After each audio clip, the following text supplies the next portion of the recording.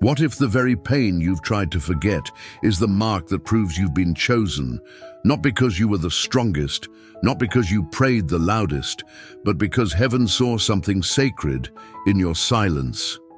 If you've ever walked through fire and came out invisible, this message is for you.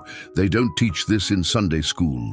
These signs are hidden, not in your hands, not in your face, but in the quiet places where only God has seen you bleed. She never asked to be strong. She was simply left with no other choice.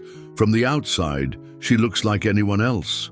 But deep within her, there's a war-tested resilience, not because life has been kind, but because her soul refused to break when everything else did. That heartbreak that shattered her at 25, it didn't leave her empty, it sharpened her. Now she walks with grace, but her silence, that's not peace, that's a weapon forged in fire. Chosen women don't glow because they're untouched. They glow because they've been through hell and didn't let it define them. She was talked about, betrayed, overlooked, and still she prays. She wears her trauma not as a burden, but as armor, the kind of armor you only earn by being underestimated and surviving anyway. Maybe that's you. Maybe you've cried in bathrooms no one ever saw. Maybe you've smiled at people who broke you just to prove they didn't.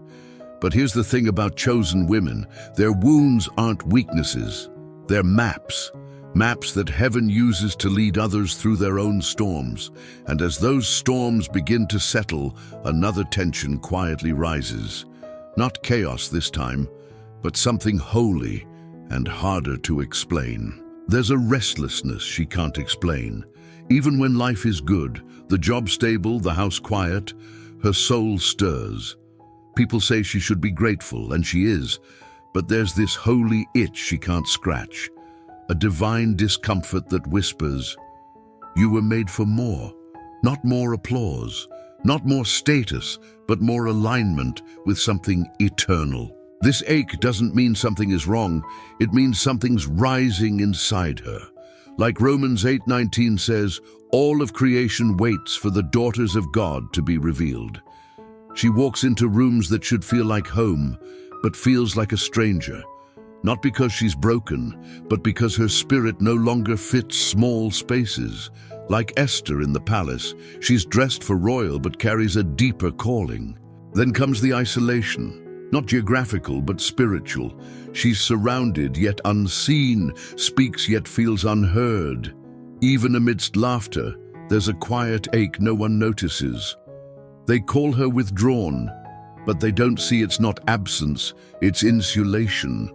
God often hides what he prepares to reveal. Moses had the desert, David, the fields, even Jesus had the wilderness. God separates not to punish, but to prepare. He strips away noise so she can hear his voice without interference. In the silence, he chisels.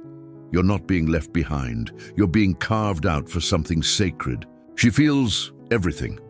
A song, a silence, a stranger's eyes. They leave impressions on her soul. Her tears come easily, not from weakness, but because she hears things others don't. The heartbreak of the world hums in her bones.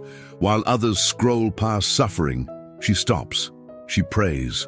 She aches. This sensitivity isn't convenient. People call her too emotional, but her heart is an altar, always open, always burning. She absorbs what others can't carry. Some days the empathy feels heavy, but heaven trusts her. Only someone close to God's heartbeat could carry that depth. Her quiet groans are symphonies heard by angels. She doesn't look for conflict, it finds her. Before she even rises, the air sometimes feels heavy, not always from people, but from pressure without a visible source.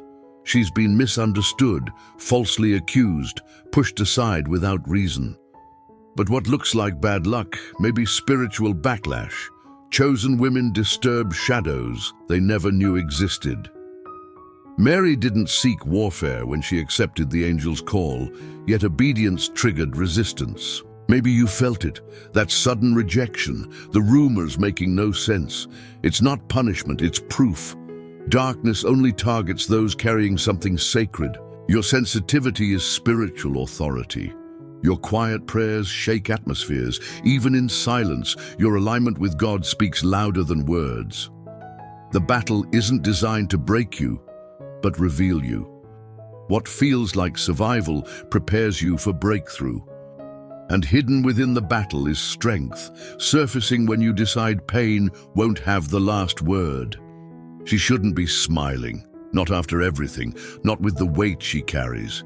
Yet joy blooms from the cracks in her story. Not performative, not denial, but holy defiance against despair. While others crumble, she dances, not because it's easy, but because her joy is rooted in someone unshakable. Her praise isn't proof of perfection, but that pain didn't win. Joy is her warfare, her way of telling darkness, you don't have the final word. Now the question remains, what if your heightened sensitivity was never weakness, but your greatest gift? What if everything you've been through was divine choreography shaping you into someone hell fears and heaven honors?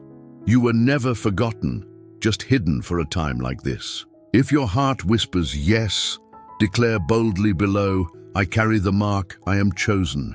Let your soul believe it, let others see it. If this message stirred your spirit, subscribe and turn on notifications. Because this isn't just another video, this is your new season beginning, where your scars become your story, your silence becomes strength, and your sensitivity becomes your sacred calling.